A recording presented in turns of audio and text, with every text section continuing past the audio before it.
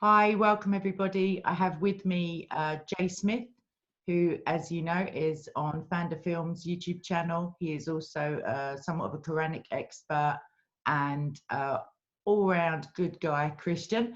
I also have Robert Spencer, who is of Jihad Watch, the website, which the clue is in the title. He is also an author, as well as Jay, and his forthcoming book is a revised, and expanded version of a book he has previously written called Did Mohammed Exist?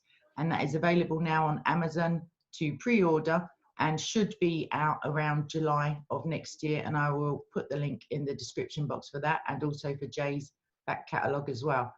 With that, our chosen topic today is centered around the broader subject in Robert's forthcoming book, and it's the historicity of Muhammad, who is better known maybe as the Prophet of Islam. And with that, I think the guys are going to give 3 of their best reasons why he does not exist, and then I'm just going to look really stumped for a little while, try to make some counter argument, and then we'll just have a general discussion as to the ramifications potentially of his non-existence or his continued existence, as it were. And with that, I guess I'm going to go over to Jay, and we'll go around in a circle kind of thing. So welcome, Jay. Oh, thanks, Kay. Listen, I'm here really to listen to Robert. I would like to know what he thinks about all this new material. And also, I would like to hear from Robert why suddenly 2020, this has just exploded. What's going on? Suddenly, you've had your book out, Robert, since 2012. That's been out 8 years. We've had to digest it. Many of us have worked on it. But suddenly this year, 2020, 2 things have happened. One has been that interview about the Qira'at and the Ahruf that happened on June 8th with Yasser Qadhi and Mohammed Hijab. And that has taken a life of its own. It's known as Holes in the Narrative. That's the title that's given to that discussion. And that has been going right across the internet. People have lost their jobs. Muslims have left Islam. There has been an enormous amount of backlash from the Muslims. And we're just sitting tight and pretty because we've known that this is going to happen. We didn't know it was going to happen that quick. Simultaneously, your material on Did Muhammad Exist has suddenly come frothing to the surface. And people like Mel from Sneakers Corner, and also Bala from Sneakers Corner, and also our good friend Murad from Sneakers. They're all 3 from Sneakers Corner, but they're from 3 different countries. One, Mel, is from, he doesn't want me to tell you where he's from, but it's in Europe. I would say another guy named Joe, who is also from Europe, and then Murad from the Middle East, and then Bala from India. They have been working on this material for over 20 years. And I had been working on it for 25 years, ever since I did my first debate on it with Dr. Jamal Badawi back in 1995 at Cambridge University. So those of us who've been working at it in the background and letting it simmer and simmer and simmer and simmer, your book came out in 2012, Robert, and really exploded it. And that really gave a real impetus. But I didn't know you back then, so we really didn't have any contact. But in 2020, suddenly, an enormous amount of new material has just come to light in the coins and in the inscriptions. And also we think we now know who the original Muhammad was, but all this was not around a year ago. What's going on here? Robert, maybe you can help us. I really, I wish I could. I think the major thing that I would liken it to is the fall of the Berlin Wall. And you may recall that in the mid 80s, the early 80s, people were saying the Soviet Union is here to stay. We have to pursue détente. We have to figure out some way to get along with them. And it was only Ronald Reagan and a few others who thought, no, this whole superstructure is ripe for destruction. We just need to give it a little push. And he turned out to be right when nobody else saw it coming. And within a few years, the Berlin Wall came down and the Soviet Union collapsed. I think it's the same kind of thing here. You're very generous and kind to say that my first edition of Did Muhammad Exist in 2012 exploded this into the public consciousness, but I rather think that it's been your pushing and your colleagues debating Muslims going back to Badawi in 1995 and continuing to show, like, for example, the famous incidents of showing all the Qur'at at Speaker's Corner in London, in Hyde Park, and Muslims getting so angry and trying to snatch the Qur'ans away from you as you're leaving. these kinds of things made for an atmosphere where Muhammad Hijab and Yasser Qadi and others could no longer ignore or simply deny and dismiss the fact that there are different versions of the Quran. They couldn't pretend anymore that the Quran has been perfectly preserved and the text has never been altered and every last manuscript of the Quran is identical to every other manuscript. It was just too obvious. The weight of the evidence was too much. And I think that's what led to the notorious discussion that you mentioned between the two of them earlier this year.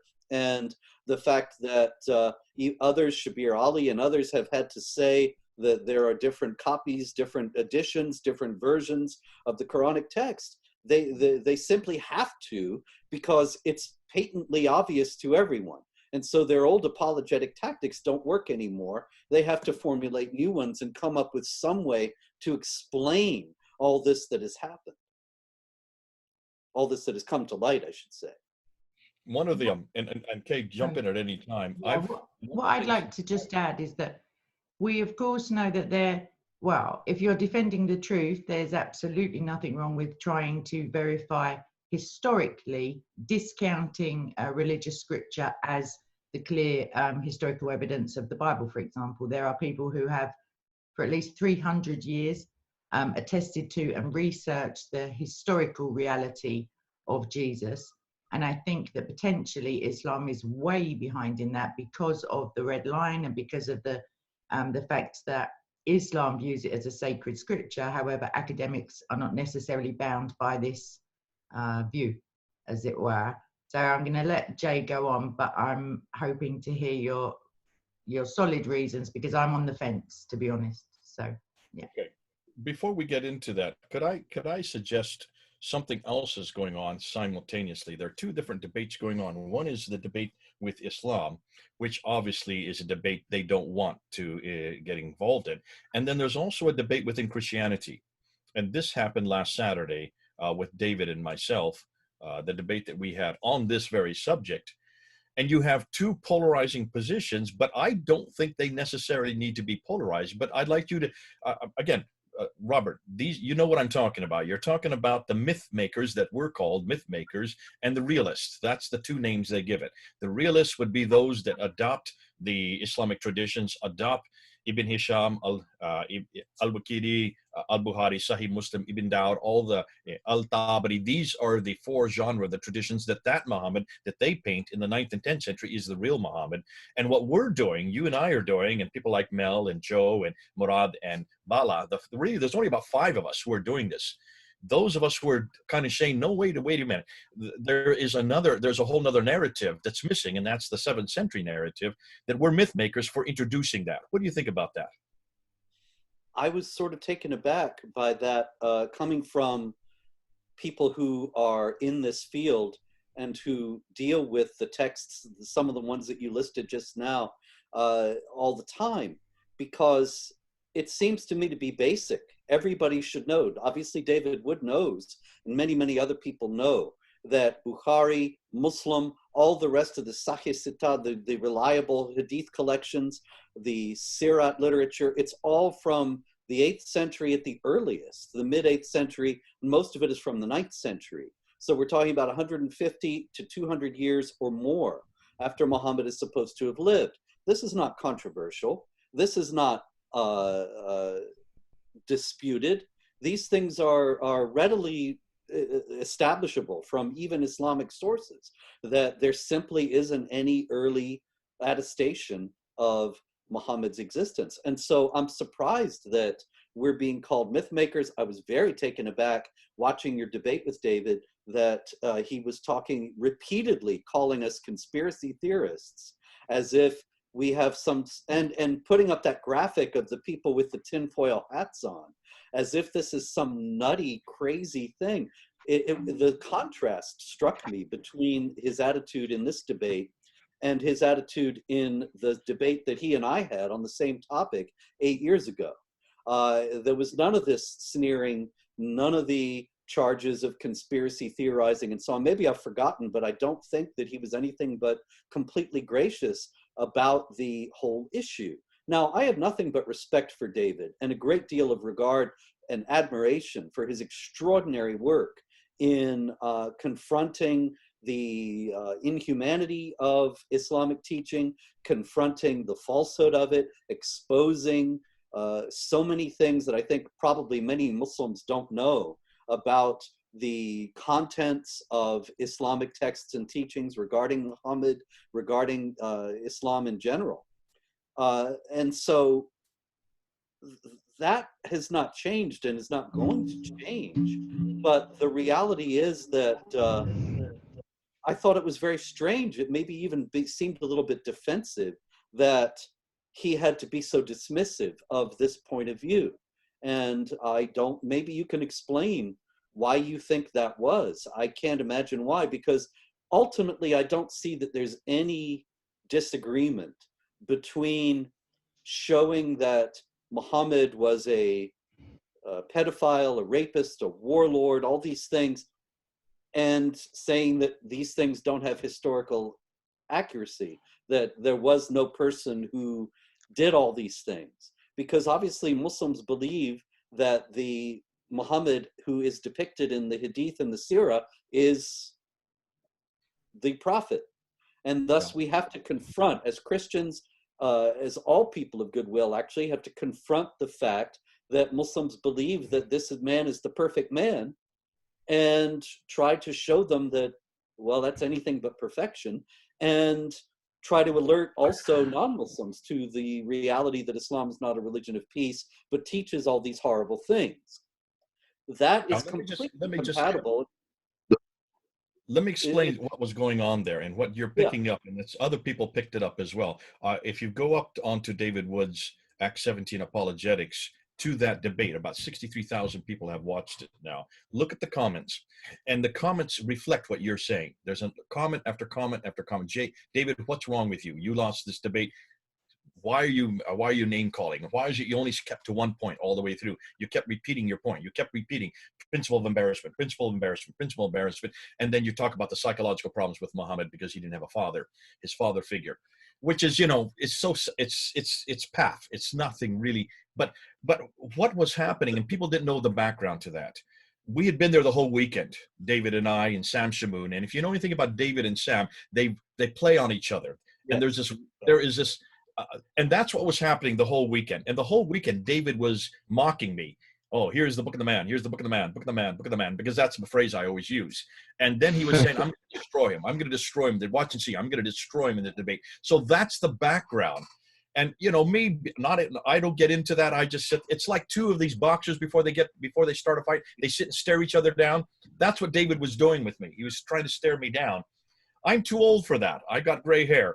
And I'm not sitting there. I could not stare him back. There's no way I could keep up with David with his repartee. He's quick on the uptake, and he's terrific at that kind of parlance. I'm not. It's not my generation. So when the debate started, he was still in that mode. And that's, as soon as I saw that he needed to shut down that mode and get into debate mode, which was okay. But when I had to laugh, though, remember at the very beginning, he says, Muslims, I'm on your side in this debate.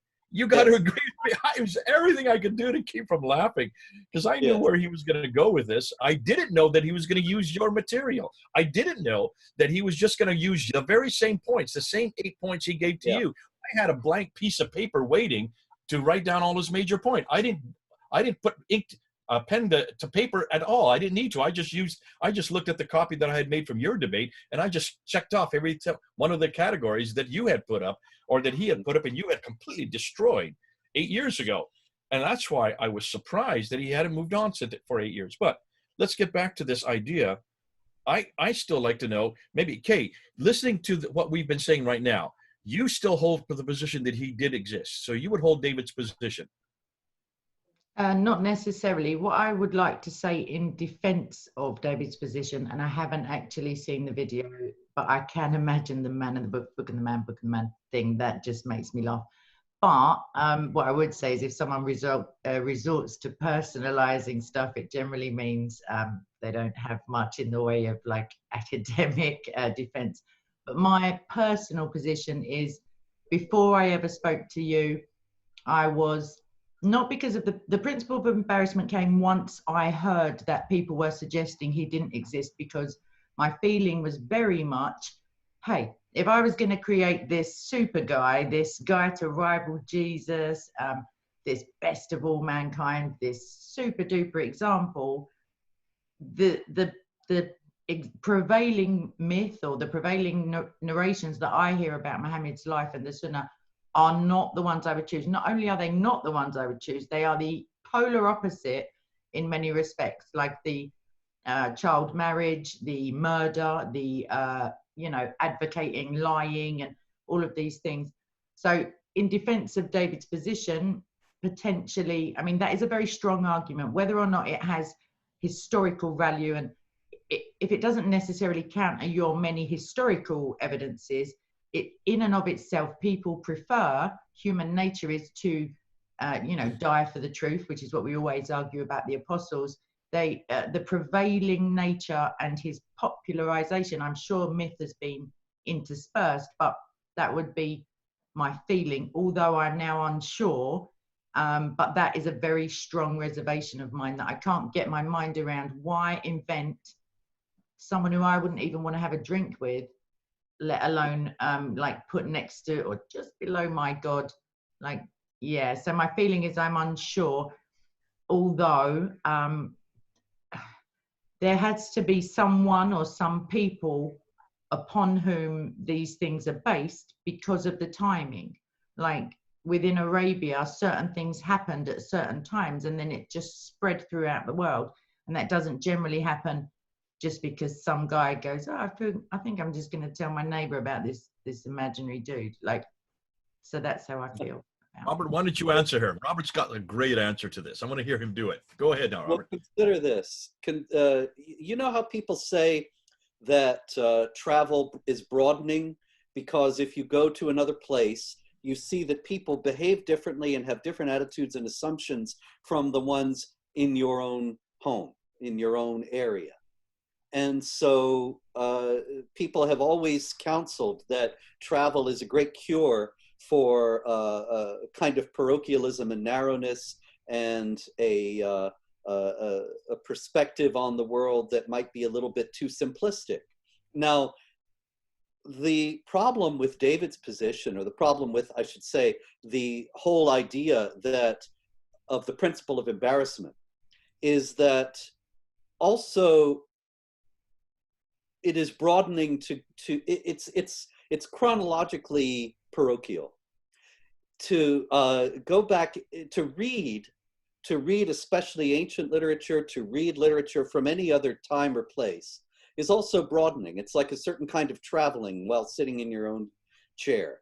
It is to encounter people who have different perspectives and outlooks and views on life, ones that you would never imagine. And that is the explanation in general of why it is that a person might be invented who is so noxious to us as Muhammad is, who is so absolutely outrageously unappealing.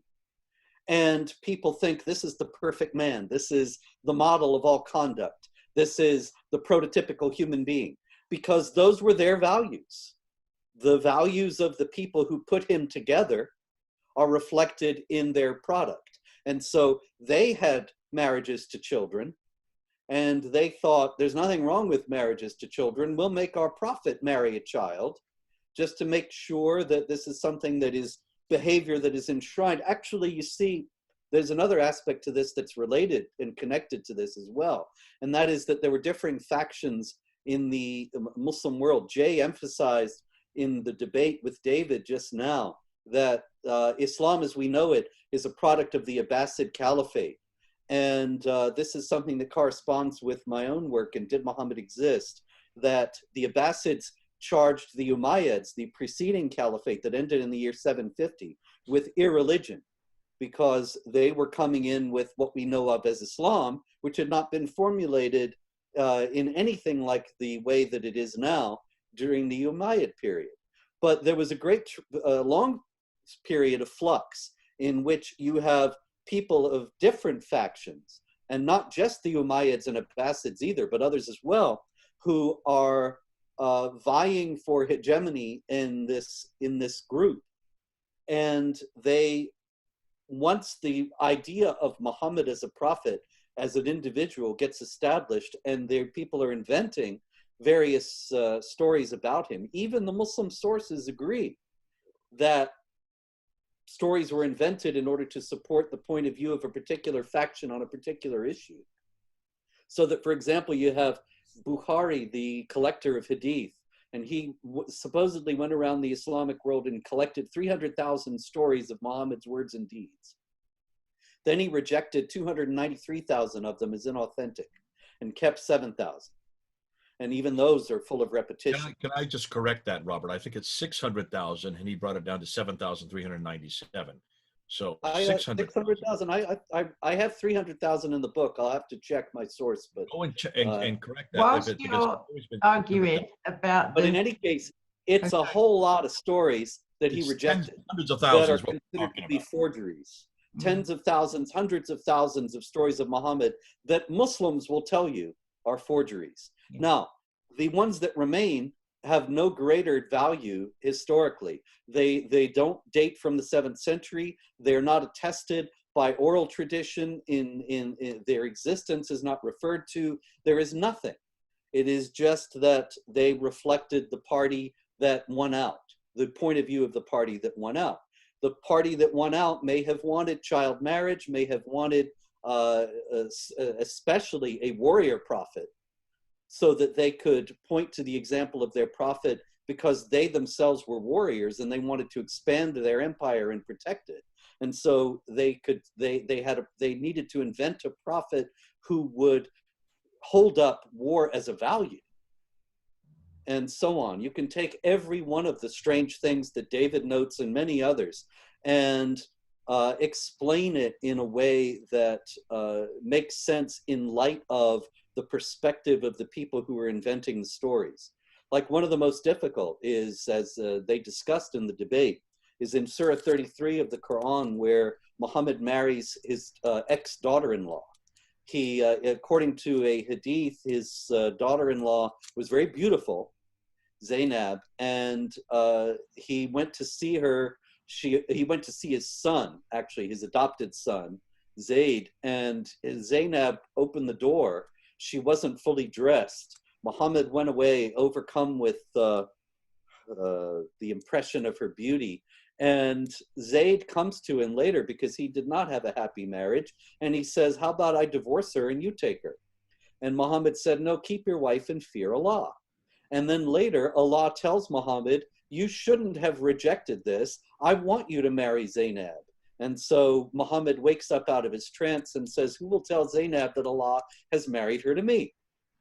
And so this is this terrible story of Muhammad being a lustful individual who can't control himself and ends up seizing the wife of his adopted son. And people, Christian apologists and many others, have pointed to this throughout history and said, see, your prophet is somebody who can't control himself and is overcome with lust. He's hardly an example of human behavior.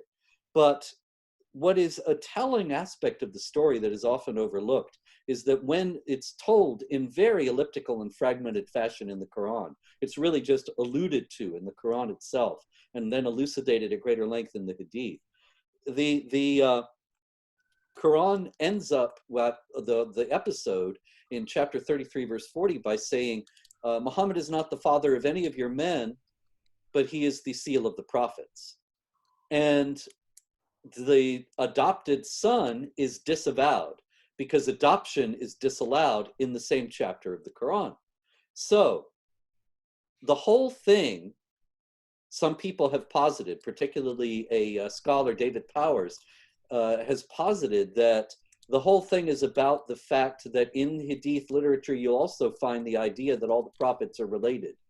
Of course, the Quran notoriously says that Jesus is Moses' nephew, because they call Mary, his mother, the sister of Aaron, his brother, confusing her with Miriam, the sister of Moses, because it's the same word in Arab, same name in Arabic, Maryam. So if all the prophets are related, if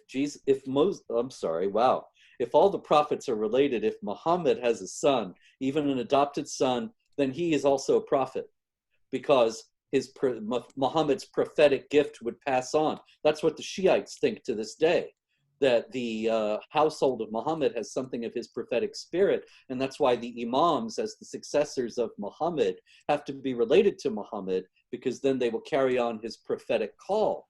But if Muhammad has no sons, then he's the seal of the prophets.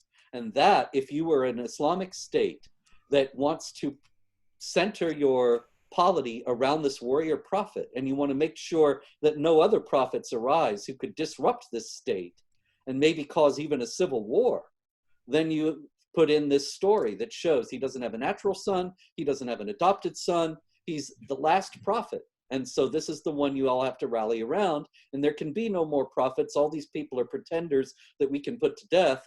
They are not people anybody should take seriously. So even that story doesn't necessarily, even though it's deeply embarrassing to Muslims from the standpoint of any rational morality, or certainly of Christian morality, nonetheless, it doesn't necessarily establish anything regarding the historicity of the figure discussed.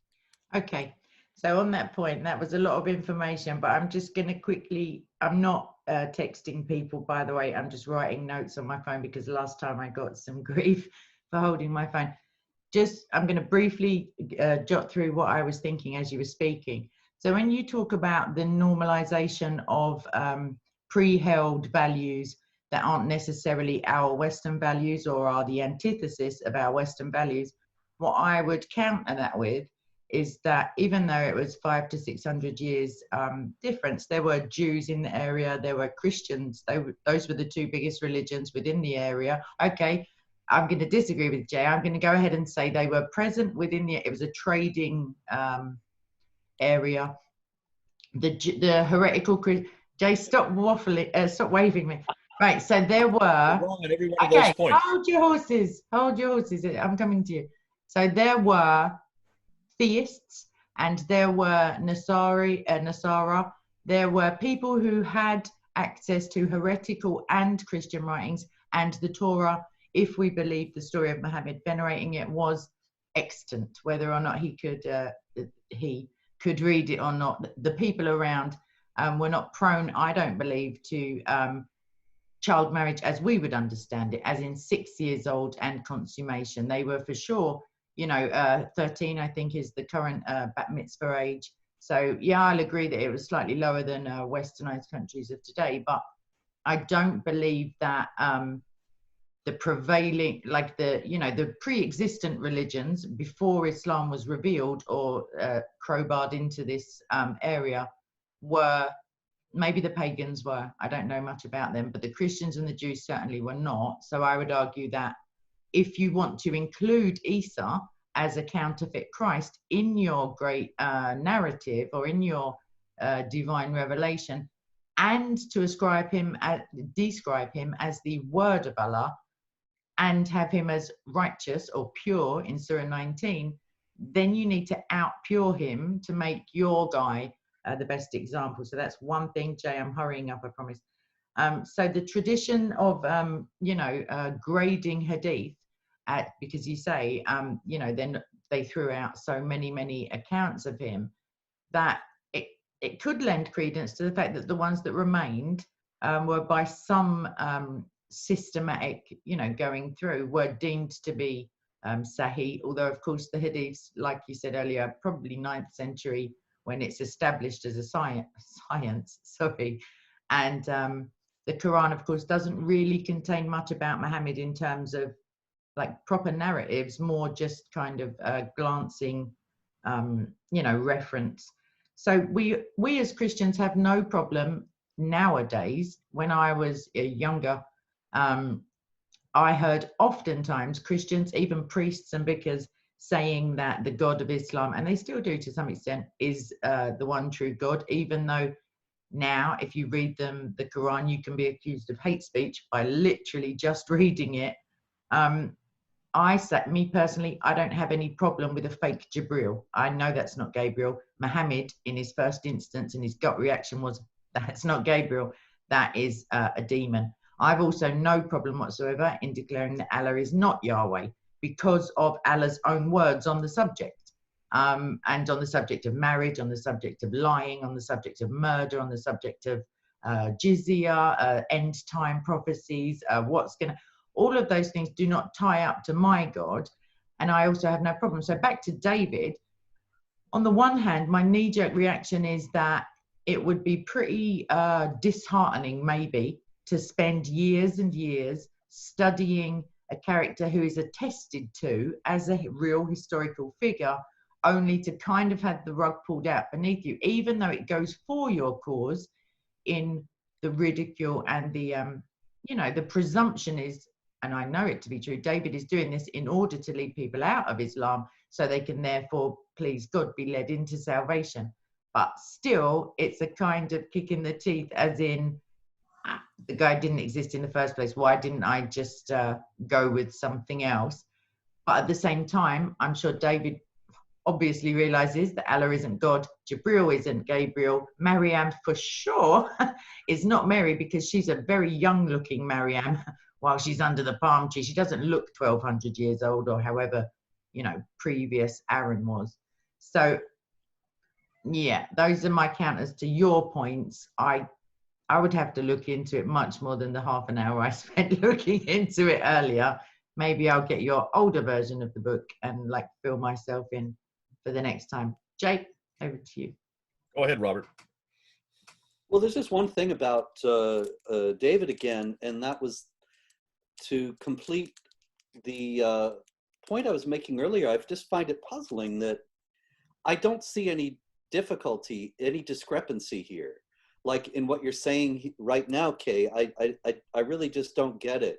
Actually, though, maybe I should, because for years now, Muslims have made this point to me. They say, you're completely inconsistent. You've made the mother of all flip-flops. That was actually the exact words of an Islamic apologist speaking to me. He said, you wrote a biography of Muhammad based on the Sirah of Ibn Ishaq, obviously through Ibn Hisham and the Sirah literature and the Hadith and so on. And then you write a book saying that none of it is historical. And I don't see any contradiction there at all, because Muslims still believe this canonical story of Muhammad.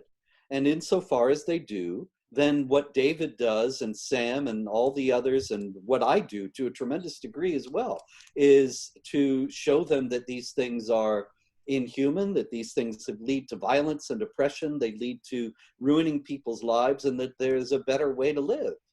Sure. And that the fact that these things did not happen doesn't change that in the slightest degree. It's like saying, well, Macbeth never really was king of Scotland. You what? And so you're joking me.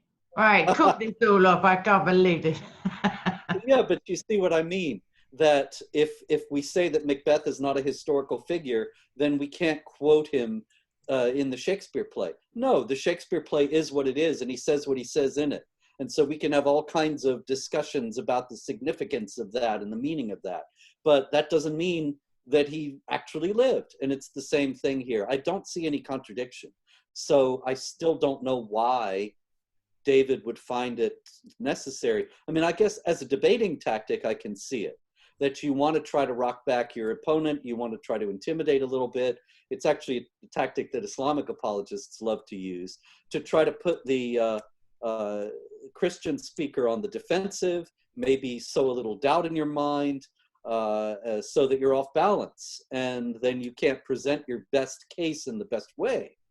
As a tactic, sure, but otherwise I don't see any justification for acting as if it's some nutty conspiracy theory. The other thing you asked me right at the beginning was to list 3 reasons why I don't think that Muhammad, as he's depicted in the Sirah and the Hadith, is historical.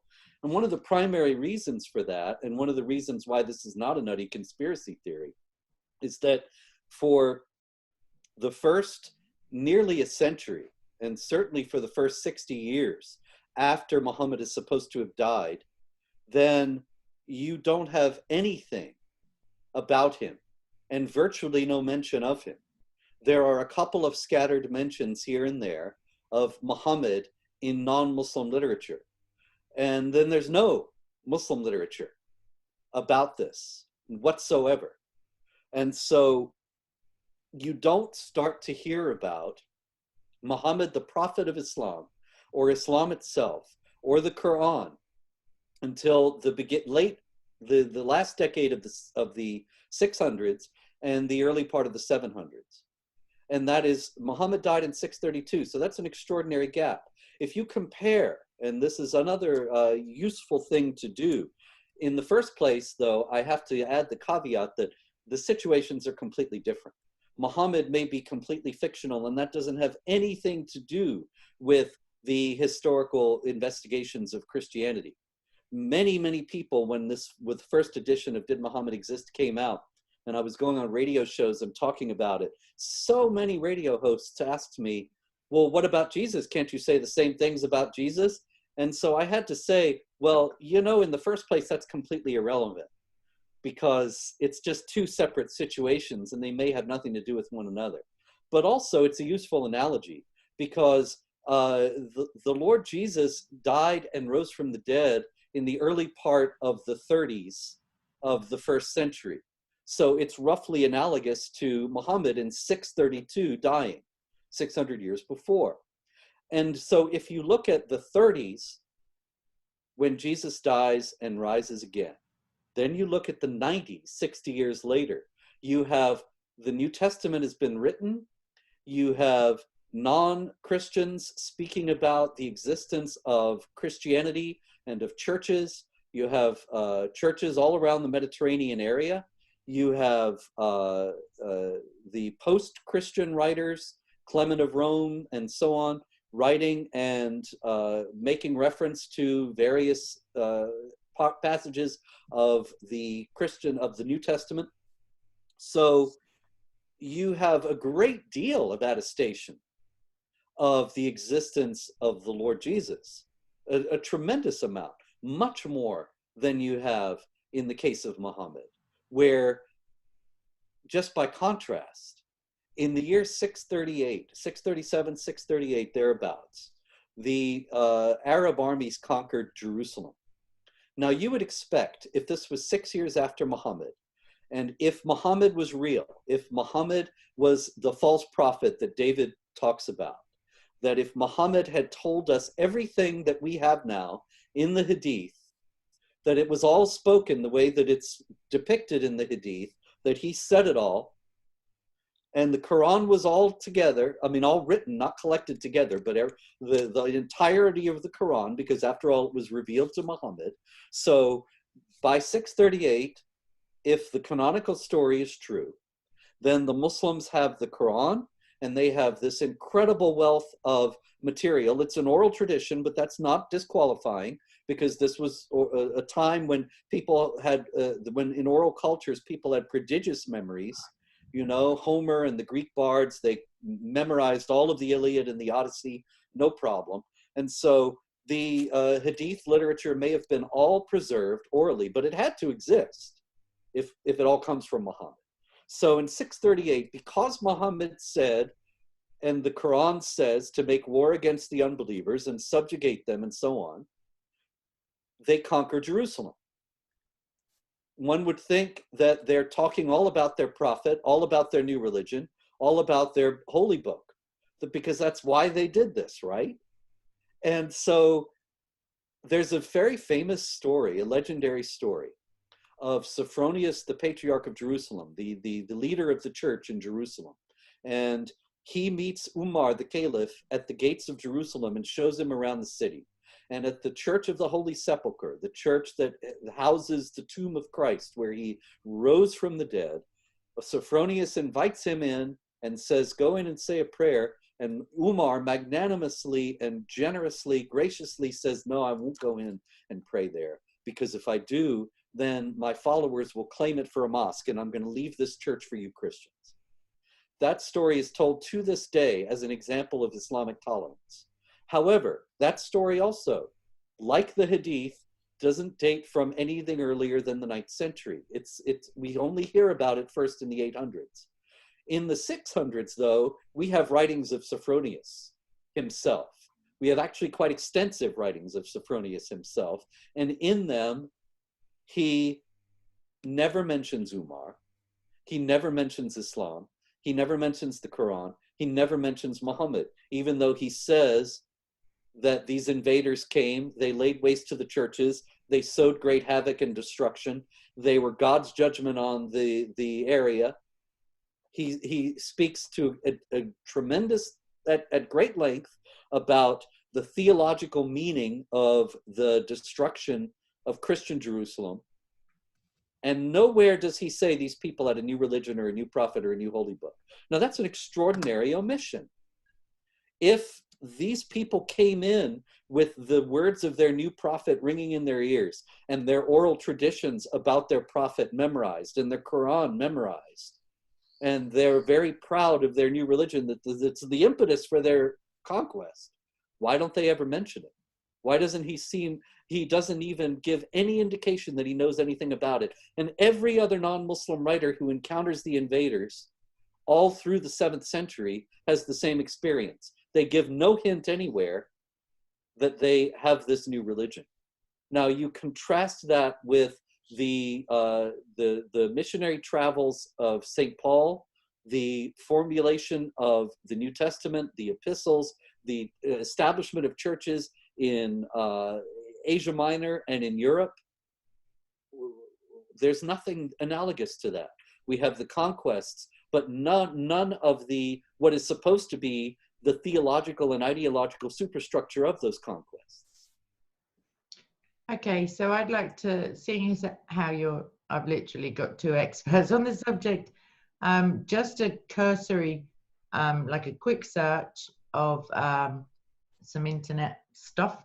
And I have a claim, at least, that somebody called Thomas the Presbyter, who is apparently an early Syriac source and a Christian writer, dating to around 640, gives the earliest mention of Muhammad and tells us that his followers made a raid around Gaza. So that's like close in time, as opposed to, your rightly stated, he doesn't seem to appear for a little while. And another Syrian manuscript mentions Muhammad and the Arab conquests, and this also comes from the year 634. So that's 2 years after Muhammad died. In a catalogue of Syriac manuscripts in the British Museum. And yeah, basically someone called W. Wright has dated them to around 636 or around that time. So those are 3 that I think Jay can speak on, if I'm right in my... Robert, go ahead. That's the presbyter, Thomas the Presbyter, and Doctrina Iacobi. How would you answer those 2? Well, they are mentions of Muhammad. There's no doubt about that. But that's all they are, is mentions of Muhammad. They don't notably mention Islam or the Quran. They don't give us any details about Muhammad, except things that aren't true, according to the canonical Islamic story. Just correct one thing. The Doctrina Iacobi does not mention Muhammad. Is that the one that says he's the prophet? That's the one that's 634. That does not mention Muhammad. It just says a prophet who's in Jerusalem, who's from the Saracen, a Saracen prophet. Is that the one that says he's invading Syria, or is that the other one? Is that Thomas the Presbyter? Thomas the Presbyter says he's invading Syria. He does mention the name Muhammad. And Thomas also, according to the writer of this, meant like that he led some kind of movement. So so you've got Doctrina Iacobi that, as Jay says, does not mention Muhammad. I had thought that it did, but I haven't looked at these things today. In any case, it does discuss this prophet, but it says that he is preaching, what is it, the one who is to come or something like that? And he comes with the keys to paradise. Yes. So there is no such. No, he's preaching isn't he saying that somebody else is going to come after him? He does say that, and he also says he's bringing the key to paradise. Neither one of those things or anything that's in the canonical Islamic literature about Muhammad. He's the seal of the prophets. He's the last one, so nobody's going to come after him. And he doesn't bring the keys to paradise. That's something that you find in the Gospel of Matthew, but you don't find in the Quran or in the Hadith. So that's one problem.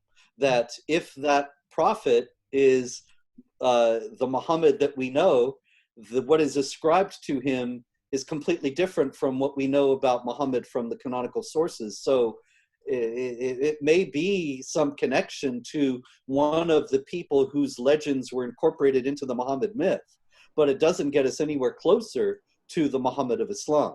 And it's the same thing with the other one, excuse me, that mentions the Tayyeh of Muhammad that are invading Syria.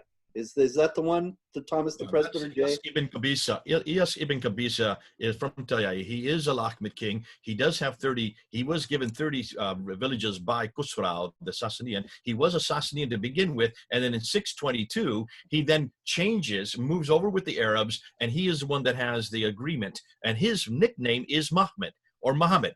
That is his nickname. So it's obviously that Thomas the Presbyter is referring to him, not the Muhammad of the 9th century. So Medina, Medina, he lives way up in Hira, in what is today Kufa, just southwest of Baghdad. So he lives hundreds of miles further north, and he lives far to the east. He is the one that introduces the whole Arab identity, because he then confronts the Sassanians who have been destroyed by Heraclius in 622. That's why 622 is so important, because that's the beginning of this identity of the Arabs.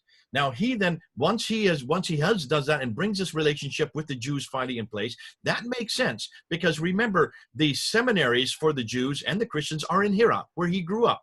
So he was very much aware of that. More than likely, this Mahmet, who is from Tayyeh, he was a Christian. That is completely lost in the Islamic traditions. So the 7th century Muhammad was a Christian, not the one that we see in the traditions. And that's why we're saying you need to go with the evidence that's in the ground from the 7th century. That's what Robert's been doing since 2012. That's what I've been doing since 1995, when I first debated this with Dr. Jamal Badawi there at Cambridge University. Now, what's fascinating, I'm not going to go into all the material. I gave about 30 different areas where I think that we now have evidence. We could go into all the rock inscriptions. None of them refer to Muhammad, yet they're from the very time that Muhammad existed. We could go into the coins. The coins are probably the most damaging, because the coins they're minted by these Arab leaders in 620, 630, 640, 650, up until Muawiyah in 661. His coins are then minted. Nothing, again, as Robert's been saying, there's nothing on any of these coins for someone named Abu Bakr or Umar or Uthman or Ali. Their names don't appear. Yet that's how you introduce yourself when you're a leader. You introduce yourself with coins. No, none of them are on those coins. Muawiyah is the first of what we would think of as a Muslim leader, but he has nothing to do with Islam, because all of his coins in the east, which are silver, are all Zoroastrian. All of his coins in the west, which are gold and copper, are Christian. He's wearing a cross on his head. He's holding a cross in his hand. Why would a Muslim be holding a cross in his hand? Can you see? Muawiyah is not a Muslim. And he has the star and the moon, which is a Sassanian royal power. That is a political symbol. That was Sassanian, because he is minting these coins in Iran, which is the Sassanid area. But I think we could go into a whole pile of this if we want to. I don't think that's important. What I would like to do is segue a little bit into this idea as we being the myth makers, Robert. Remember, he said we're the myth makers, we're the ones that are conspiracy theorists. And he missed, I think, the most important argument that every Muslim, whenever I brought any of this material for, they always come back with one argument. They would never come back with a principle of embarrassment, for one very good reason. They don't think he's embarrassing. He's quite normal. In fact, we think he's embarrassing because we're looking at him with biblical eyes. And from a biblical perspective, he is absolutely embarrassing. And that's why I say, when you look at a lot of David Wood's if you go up on his YouTube, there aren't many Muslims looking at his YouTube. Take a look at all the comments. Very few Muslims. When you look at our YouTube, they're full of Muslims. Why is it they're all watching our YouTubes and they're not watching David's? Because the principle of embarrassment, which he spends all his time on, really doesn't all it does is offend them. They feel offended by it, but they don't see it as anything that's going to change their mind, because they don't see it offensive. They realize that we see it as offensive. Now, the one argument they always come back with is the argument from silence. That's the one David never used on the day. He should have gone to the argument of silence. Dr. Jamal Badawi said that of me. He said, you have nothing to show for what you're saying. it is all silence. But evidence of absence of evidence is not evidence of absence, which is what you hear all the time. Now, how do you deal with that one? Because this one I love. I wish David had gone into this. How would you deal with this, Robert? The fact that we do not have any evidence for Muhammad in the 7th century, and they have all the evidence from the 9th century. Well, there's so many problems with that. There's so many ways to tackle that. One of the primary ones that I use generally is to say that the argument from silence in this case is much more significant because the actions of the people involved are supposed to be motivated by the teachings that aren't there. And so that is connected to what I was saying before, that you have, for example, these invaders, and they're supposed to be motivated by the martial teachings of the Quran and Muhammad, and yet they never mention the martial teachings of the Quran and Muhammad. That's not your ordinary argument from silence. You have Muawiyah with his coins with crosses on them, and he's a Muslim ruler. There was a Muslim reviewer of the first edition of Did Muhammad Exist who said that I make a great deal of the fact that some of the early Muslim coins have crosses on them. And really, that just shows Islamic tolerance and how they had a light touch when they conquered Christians and allowed them to continue to put crosses on the coins. Well, in the first place, we know that Islamic rulers have never acted that way anywhere in history. You can read my other book, The History of Jihad, and see that everywhere, without any exception, that Islamic jihad armies have conquered, they've ruled with a very heavy hand whenever they were obeying Islamic law, and that meant that the Christians were sharply rebuked and restricted in their observance of their faith, and that particularly that meant public display of the cross, because Muhammad says that Jesus is going to come back and break the cross, and the Quran says that they did not kill or crucify him. So Robert, would you not say also that Muhammad, the Muhammad of the traditions, is very much in that paradigm? Did he ever broker anybody to confront him? Or look what he did with Marwan, Asma bin Marwan, who only wrote poetic verse against him. He had her assassinated. He had 25 people assassinated. Look what he did to the Jews, the Banu Kainuka family, the Banu Nadir family, the Banu Quraiza family. They wouldn't support him and would not sign the Constitution of Medina. He had them thrown out, or he had them executed, had their throats slit, and the women taken as slaves. So Muhammad, the Muhammad of the tradition that David and the Kay are trying to support, was very much a bombastic and very much a militaristic. Sorry, stop right there, sir. Don't throw me under the David bus. At the moment, on a fence. I'm on a peripheral. Well, she's climbed up onto the fence in this last hour. Have you noticed? Well, because I don't mind the devil. I mean, I just need to find my tinfoil hat at least. I can't just bring out the crazy, as it were. Not now. You're absolutely right. You know, it is an Islamic apologetics point nowadays. I encounter this all the time. Nihad Awad of the Council on American Islamic Relations and so many others, they go before the media whenever there is like something like the beheading of the French teacher not long ago for showing a cartoon of Muhammad. And we hear it again and again and again, that Muhammad behaved gently. Muhammad was kind and respectful toward those who insulted him and mocked him and ridiculed him. This is absolutely false according to the canonical Islamic literature, as Jay has pointed out. And as a result, the Muslims read the canonical Islamic literature and they believe it. And so they have never, the believers in that canonical Islamic literature, behaved anything but harshly toward non-Muslims, and particularly toward the cross. So the idea that a Muslim ruler, Muawiyah, would have put crosses on the coins it flies in the face of any kind of rational calculation of how he would have behaved.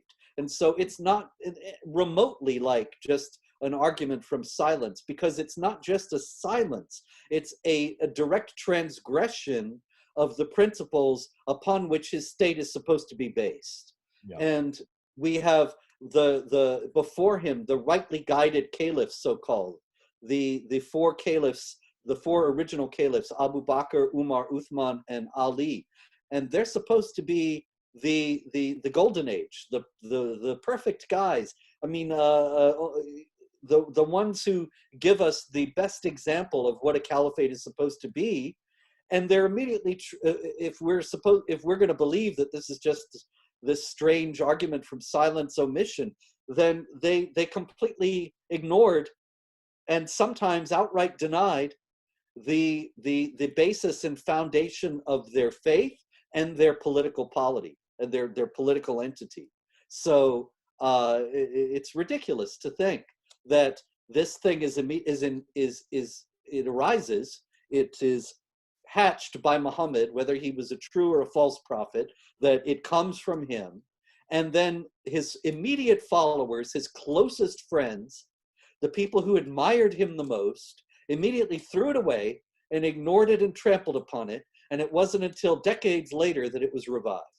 It's ridiculous, really. Let me just say this and end with this, and this is probably where we can bring it to a conclusion. When you stop and think, Robert, we've been called the myth makers. We're the ones that are coming up with this conspiracy theory.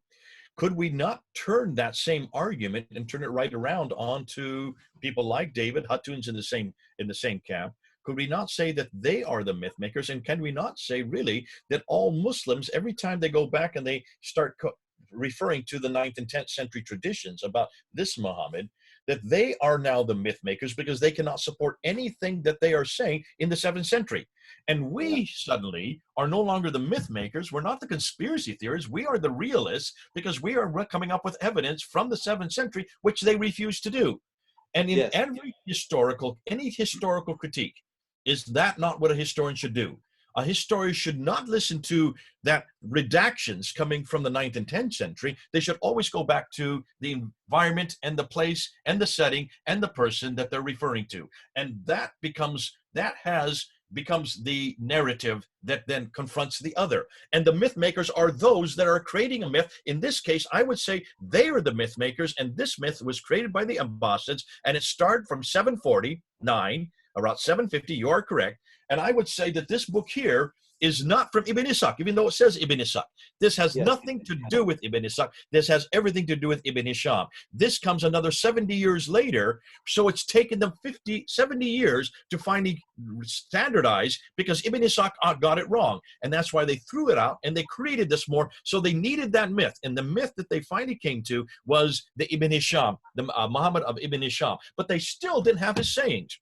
And that took him another 40 years to even get that put together. And that's why al-Bukhari was given 600,000 of these very real stories, and he whittles them down to 7,397. That's the myth, and that's the conspiracy that they want. So I would suggest that now Islam, the Islam that we're practicing today, is the myth, is the legend, and I would say it is the conspiracy that was created by the Abbasids, because that is their narrative now. They needed him more than anybody else. And I therefore want to go to the Muhammad of history. I'm sick and tired of the Muhammad of faith, because that's all you're getting, and that's all we've been taught. Let's go back to the Muhammad of history. That's why I can't wait for your next book to come up, because your book, and this is here, I have the first facsimile of it. I'm the first one to own it. I don't even have a cover for it yet. So I am the first one because you gave me a pre-publication copy. I'm going to be the first one to say, folks, get this book. Because that is going to be, we're starting to scratch, we're starting to find who the real Muhammad is. And the real Muhammad that we're going to be introducing, that Robert's going to be introducing, is not the Muhammad of the 9th century. But it looks like we pretty well know what did happen in the 7th century. And I can't wait to get your book. I've got it already, so what am I saying? But I can't wait till everybody else to get your book. We'll give you the last say, Robert, because this is your material and this is your time. Well, thank you very much, Jay. You're really the trendsetter. You're the pioneer, I should say, in this field. And my hat's off to you. I appreciate your kind words very much. I thought your point in the debate with David was very extraordinarily precise. It was a Moab of its own in saying that he, as a Christian, ought to be reading the Gospel of Thomas if he is going to be working the way he works with Islam, because the Gospel of Thomas, instead of being something from the time of the apostles, comes up a couple hundred years later. And so if he's Exactly going to take 200 years material later, about just like Ibn Hisham. yeah. So if he's going to take material about Muhammad that's a couple hundred years later and act as if it's authentic, at the expense of what you've discovered and others have discovered about the actual historical circumstances of the origins of Islam, then likewise he should throw out the canonical Gospels and go with the Gnostic Apocrypha from 200 years later. I was laughing. That's a very powerful point that You know, David never picked up on it. He never, I don't even think he understood. Sure. But that shows who's wearing the tinfoil hat and who is the myth maker indeed. Okay, good stuff. Okay, you're muted. Yeah, I was going to say Mohammed picked up on it because it finds its way into the Quran. So either Jibril was a fan of Thomas or certainly Mohammed. So, oh, you know, Kay, that reminds me of one thing. I don't want to prolong, keep everyone too long, but it's important, I think, to note that a lot of this material, the principle of embarrassment material that we were discussing earlier, it reflects cultural practices of the time. And even though there were Jews and there were heretical Christians and so on, that somehow were connected with the origins of this thing, it's a vastly different moral environment. And a lot of the practices that we would find terrible, like the child marriage and so on, were what the people of the time took for granted and they canonized when they put their prophet together and their religion together. And this is one of the reasons why we see traces of this today, that nowadays we see when people talk about things like female genital mutilation or honor killing, that there is not very strong or clear attestation for its being Islamic. And so it's routinely dismissed in the establishment media as being cultural, as if in Pakistan or Saudi Arabia or Iran, there is some non-Muslim cultural practice that has persisted despite the overwhelming dominance of Islam for centuries in these countries. It strains credulity, but also it ignores the fact that, you mean? Just like the eating of pork and the uncovered shoulders and the just general wafting around of everybody else in major Muslim countries. No, of course that not. all these cultural practices, and actually there's not that sharp a distinction between them and Islam, because Islam is to a tremendous degree the canonization of cultural practices of the time and place in which it was made. And so it shouldn't be surprising that we find that these same cultural practices that have some attestation in Islam or a bit of a slight attestation in Islam, they are nonetheless deeply rooted in Islamic culture because they predate Islam itself and they arise from the same well springs. Yeah. Okay, so I guess I'm going to have the last word, even though I'm not an expert at all. One of my last words is please do look on Amazon and pre-order, because obviously deliveries and stuff can be a little bit disrupted by our current status quo.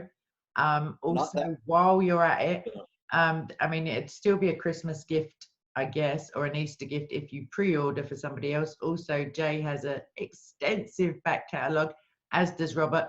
I have not, so don't bother looking for any of mine. I guess someone needs to go and excavate the grave of Mohammed just to have a look and find out like who is in there. We can hopefully come back and discuss again, like who. So now you've established, sorry, I'm still on the, I don't want to go against David, to be fair, because I love his stuff. I also love you both. So I'm just going to rise above this. But one of the foremost collectors of the age. We won't watch. Extraordinary. It's a hallmark of the fact that we are Christians and not Muslims, that we are able to have disagreement and love each other and continue to respect one another's work. If we were all Muslims, maybe one or more of us would be dead at this point. Well, okay, murderous intent. Let me just say one thing, Kate. Sorry, can I just put this? Let me just finish on this point. continue to support David. There's no reason why you should go against David. David has to do this. Hatun has to do this. Sam Shamoun has to do this, because the vast majority, 99.9% of Muslims still believe that Muhammad, the Muhammad of the tradition, is their Muhammad. Yeah. Therefore, we've got to shut that Muhammad down. So David needs to continue. So do you. So do anybody else. In fact, that was my career. That's what my career was back when I was their age. I did that all the time.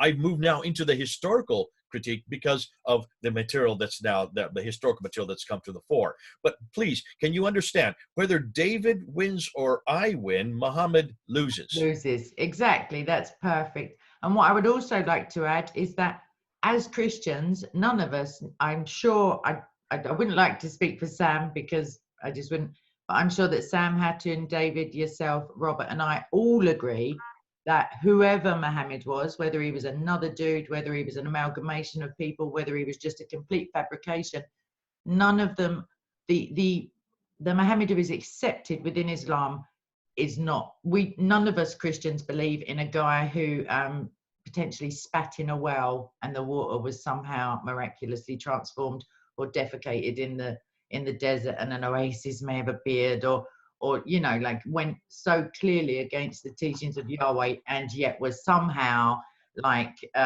you know, riding off on donkeys and you know, basically that kind of I was gonna You're say making an that excellent kind of point. I've never heard of this pooping oases. Where does that come from? Well, no, I think the hadith is that oh my gosh, maybe I'll clip this out, but wherever the ground would swallow it up, and I don't know, some fragrant something or other. But toilet humor aside, I don't buy it. There you go. There's your next book, Robert. There's your next book. The man who pooped oases all over the Middle East. No, the other serious say, all my books are already in that vein. the other serious thing I'd say is that between you both, potentially, so Book and the Man, as it were, which is the entirety of Islam, apart from the 200-year, you know, other stories that come later, which all good myths have to be bolstered potentially by like external stuff. But between you, one of you has managed to be central in taking down the book and the other the man. So I feel pretty blessed to be able to say that I know you both and have great affection for you both. And thank you very much for tolerating my ignorance on this subject and being benign enough to allow me to ask my question. One very small final point is that your point about the fact that as Christians we know that there's nothing good in Muhammad's example is very important in light of the fact that there's so many Christian leaders who are pretending. Even I came across, I can't remember who it was, but it was at Jihad Watch the other day, my website. It's a news site, and there was a Christian bishop, I think, Anglican or Catholic, I forget what he was, but in any case, talking about the prophet and saying how important it was that we recognize that we all worship the same God. This is a very dangerous and destructive idea that is causing a lot of damage. It's keeping people from speaking out about Muslim persecution of Christians. It is keeping people from challenging the falsehoods of Islam that destroy people's souls. You know, the Lord said, the time will come when men will kill you and think that they're offering service to God. I think that that's an incredible summation of what Islam is. And woe to those who call good evil and evil good. We have a responsibility to call that out. And so many Christian leaders have fallen down on that responsibility. So it's all the more important that we continue to insist on that exact point. Amen. I completely agree. So on that, oh, sorry, Jay, you're muted. Let me just say one last thing on this point, and then I'll stop. You notice this whole discussion today has been on whether Muhammad is embarrassing or whether Muhammad even existed. On both points, you can see there is a problem for Islam. Have you noticed, for Christians, there is no argument of embarrassment. There is no principle of embarrassment. Isn't it interesting that, you know, and for 40 years that I've been working with Muslims, I have always asked them, well, they've always come to me and they say, you know, we love Jesus. Why don't you love Muhammad? And my response has always been, exactly, there's the problem. Of course, everybody has a problem with Muhammad, but nobody has a problem with Jesus. Of course, you love Jesus. Who doesn't love Jesus? Even Madonna loves Jesus. I can't think of anybody that doesn't love Jesus because there's nothing embarrassing about him. There's nothing you can throw at him. There's nothing that besmirches his character. Everything Jesus does is as appropriate and as relevant today as it was the day he did it 2,000 years ago. And who else can stand up to every criticism, and even the historical criticism, as you so rightly said, Robert? We have gone through the historical criticism on Jesus for the last 150 years. We're way ahead of Islam in this historical problem.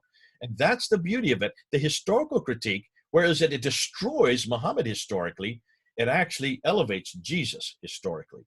The Jesus of faith is the Jesus of history. The Muhammad of faith is nothing like the Muhammad of history. And that's the beauty of this whole discussion. When you do a like with like, I'm so glad that I don't have to defend Jesus on this. I'm so glad that there aren't Muslims out there sitting there slagging off Jesus. They can't, they daren't. Nobody can, because there's nothing